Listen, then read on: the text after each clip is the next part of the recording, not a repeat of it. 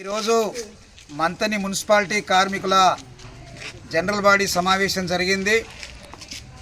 ఇందులో ముఖ్యంగా 3-4 అంశాలు చర్చించడం జరిగింది. గత ఎన్నికల ముందు కాంగ్రెస్ పార్టీ ఎన్నికల మేనిఫెస్టోలో పెట్టినటువంటి కనీస వేతనం 26,000 రూపాయలు ఇవ్వడం, మున్సిపల్ కార్మికులను పర్మనెంట్ చేయడం కోసం ప్రయత్నం చేస్తామని చెప్పారు. అందుకని ఈ 2 వాగ్దానాలు అమలు చేయాలని డిమాండ్ చేస్తూ ఇక్కడ మంతని మున్సిపాలిటీలో స్థానికంగా ఉన్నటువంటి కార్మికుల సమస్యలు కూడా ఉన్నాయి. ఫిబ్రవరిలో పెంచినటువంటి 1,000 రూపాయల వేతనం కూడా ఇక్కడ ఇప్పటివరకు ఇంకా అమలు చేయట్లేదు. దాన్ని అమలు చేయాలని, పెండింగ్లో ఉన్నటువంటి బట్టలు, సబ్బులు, చెప్పులు, నూనెలు ఇవన్నీ కూడా ఇంకా సుమారు 2 సంవత్సరాలు పెండింగ్ ఉన్నాయి. అదేవిధంగా ఇచ్చేది కూడా అందరికి ఇవ్వకుండా కేవలం శానిటేషన్ కార్మికులకే ఇచ్చి ఆఫీస్ స్టాఫ్, వాటర్ సప్లై, ఎలక్ట్రికల్లో పనిచేస్తున్న కార్మికులకు ఇవ్వట్లేదు. ఇది సరైంది కాదు. గతం నుంచి ఎప్పటి నుంచో ఇక్కడ అమలవుతా ఉందో అది.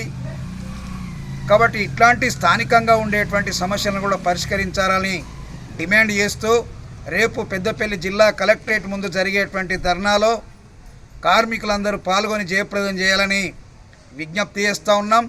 ఇప్పటికైనా రాష్ట్ర ప్రభుత్వం తమ ఎన్నికల ప్రణాళికలో పెట్టిన విధంగా మున్సిపాలిటీల్లో పనిచేస్తున్న కాంట్రాక్ట్ అవుట్సోర్సింగ్ కార్మికులకు వేతనం పెంచడానికి, పర్మనెంట్ చేయడానికి కావాల్సినటువంటి చర్యలు తీసుకోవాలి.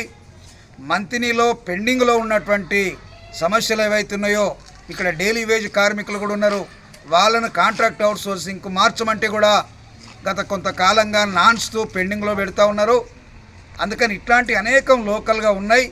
వీటిని కూడా పరిష్కరించే విధంగా కలెక్టర్ గారి ద్వారా ఇక్కడ కమిషనర్ మీద, చైర్మన్ గారి మీద ఒత్తిడి తీసుకురావడం కోసం రేపు కలెక్టరేట్ ముందు ధర్నా కార్యక్రమం చేస్తూ ఉన్నాం.